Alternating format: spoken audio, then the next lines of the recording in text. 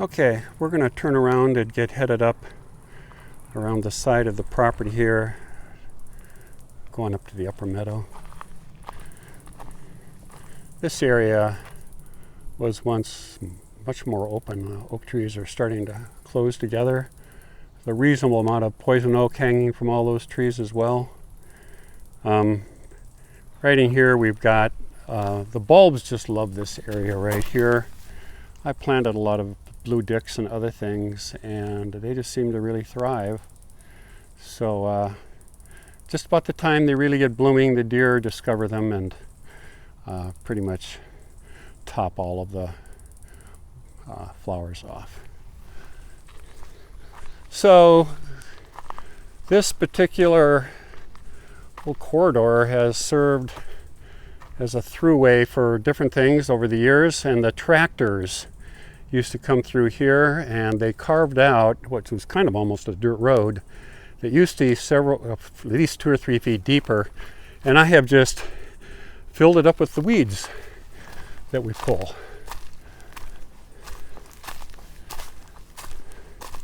It's also a wildlife corridor. Any gophers that I trap or drowned in our pool or anything else, they wind up just getting thrown out and back right here, and they immediately get eaten, and the coyotes and things and the deer just go through here all the time. It's really pretty nice, actually. So here's the upper meadow above our house, and this is actually pretty mature here. Maybe haven't really planted anything large for quite a while. It's all of the meadow parts are pretty well weeded, so there's it has a lot less weeding that's required than the lower meadow at this point. So there's just a lot of different stuff up here. This is the boundary of our property, and I think I mentioned that the 4.5 acres around us has come up for sale, and there's a deer right through there. Maybe you can see it. The property around us, which is kind of interesting, they're not supposed to be inside the deer fence, has come up for sale, and we're under contract, so hopefully in about 3 weeks it'll all be closed, and the first thing that's going to happen is all the olive trees are going to disappear very magically. Open this up.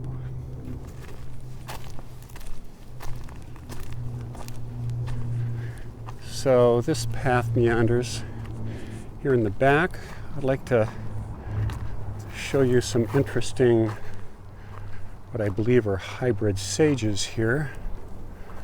All of these sages are basically volunteers, I think, from, frankly, a hybridization of the black sage and the Sonoma sage that's on the property. So they have the growth form of a white sage, but they have a slight blue tinge in the flowers, and I believe that's from the Salvia sonomensis.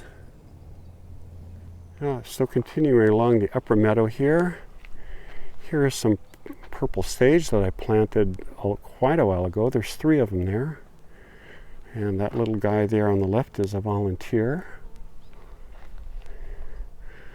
That's chaparral currant, and about a month ago it was in gorgeous blooms.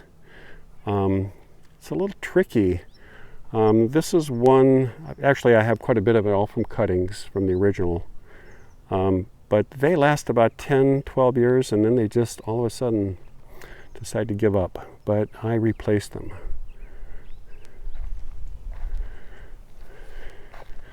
So there was one of the original fruit trees, well, not from the prune orchard, but that's a persimmons.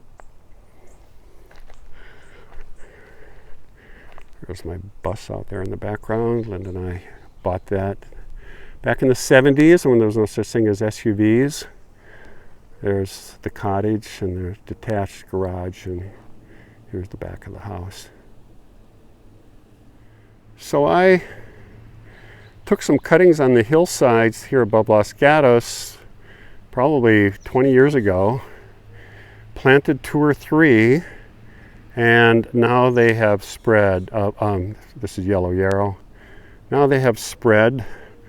Rabbits and mice and all sorts of things love the cover provided by that thicket of yellow yarrow. These are silver bush lupin. These are really fickle. They volunteer pretty readily. The original ones that I planted were actually back by the persimmon tree, and they will volunteer. For some reason, they gradually move in my direction. Maybe better light exposure, I'm not quite sure. They'll grow for 4 or 5 years, just bloom spectacularly, and then die. So this path used to be so choked by blue lupin you could hardly get through. And they just have, over the years, they just, I think what happens is that there's a hard pan. This is all due to the agricultural operations here. If you dig down, there's a hard pan about 2-3 feet down, and I think the roots get down to that, and then they just get to an impermeable layer. They'll probably sit in too much water, and they're very susceptible to that sort of thing. So they get sick and die, but they seem to volunteer pretty readily. And there are 3 or 4 of them back there. Maybe you can see them, that are about a knee high now. Oh, this is something brand new. So here is Yerba Santa. I have often called this the ugliest California native plant, but I decided to plant some here, and Linda Vista Nursery here in Saratoga, Larry Voss, had some for sale, so I bought them, and they seem to have thrived, and this is the first blooms I've seen, so this is pretty special. Cool. And they're in a thicket of monkey flower. These are from the hillside. I took cuttings, and so this is the local monkey flower, and they volunteer really readily, so I move them around quite a bit. Oh, and here's another one. This is pretty cool. And there's a black sage in the background. And you can see there's things like iris scattered around. So there's my workshop, and right here in this dappled shade is where I propagate everything. So there's a bunch of cuttings. There's also a bunch of rescues. Those would be volunteers in different places in the garden that I try to dig up. I won't dig anything up. I usually will wait till about February, maybe even into early March, dig things up, make sure they're not too large. If they're large, it's almost impossible not to destroy the roots. But there are coyote mint, there's black sage, there's blue witch, there are currants, there are lots of monkey flower, there's a lot of toyin, certain amount of yellow yarrow. I can dig up quite a bit of hummingbird sage. So all these are kind of, and it's some cuttings of some ceanothus that I want to propagate. I don't know what variety it is, but I bought it and I don't remember what kind it is, but I really like it, so I have some cuttings of that. So this is the northwest side of the house. It's pretty shady back here. So the Japanese maple, kind of hard not to like Japanese maples. But there's snowberry, meadow rue, a bunch of ferns. There's some native azaleas, western azalea. And then I have a myrtle bush. This was here when we moved in. It's from the Mediterranean. It has an interesting purple berry that I make myrtle liqueur with. And it volunteers quite a bit, and I give these volunteers away too. But, so there's chain fern. I have a weakness for just garden variety azaleas and camellias, so you'll see some of those. And these are huckleberries.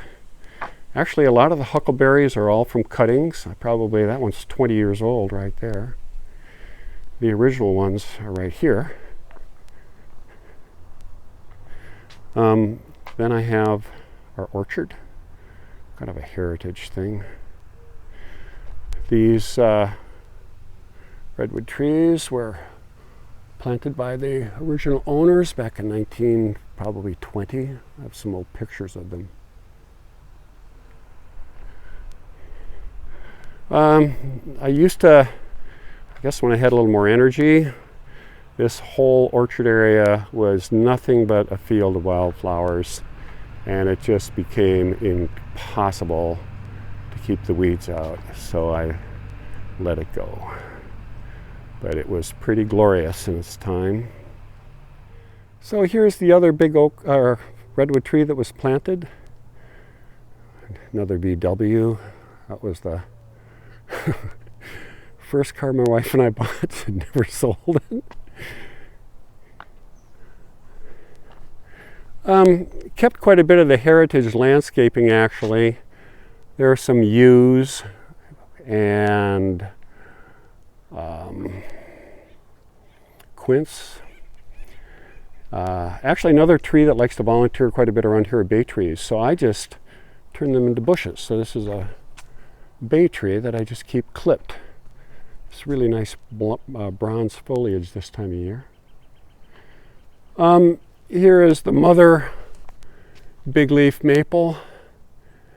We bought that in a 5-gallon about 20 years ago. It was destroyed by a young buck early on in its life, and I had to put a cage around it for a while, but now it's pretty much immune to that sort of thing.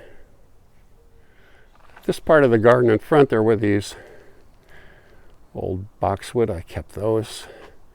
And there were a few snowberry growing here, and I just let them go. And they really have made a pretty nice cover. And there's quite a bit of azaleas. They've passed their bloom right at the moment. More snowberry. There's another bushy bay tree. And here is a big, I would imagine cedar of Lebanon, cedar something. This used to all be paved. I tore out the asphalt.